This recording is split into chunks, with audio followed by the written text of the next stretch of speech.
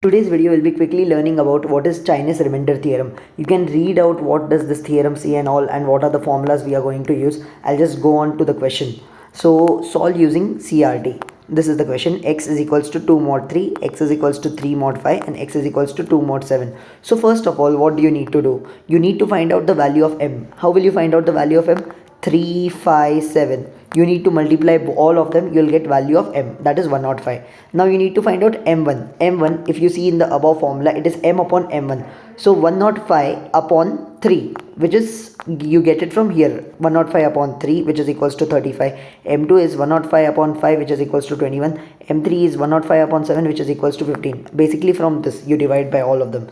Now the main task is, after this you need to find out m inverse of all of them. So 35 into m1 inverse is equals to 1 mod 3. On finding, you'll find that m1 inverse is 2 and m2 inverse is equals to 1 and m3 inverse is equals to 1. If you want to know how to find m inverse, I've made videos on that previously, do check out.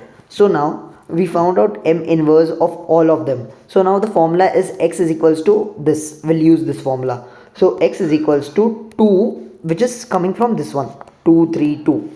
2 into 35 into 2 plus 3 into 21 into 1 plus 2 into 15 into 1 mod m. If you see the formula, m is 105. We did it before. So 105. So on solving this, you'll get x ka value is equal to 23. We are not done yet. We need to verify this.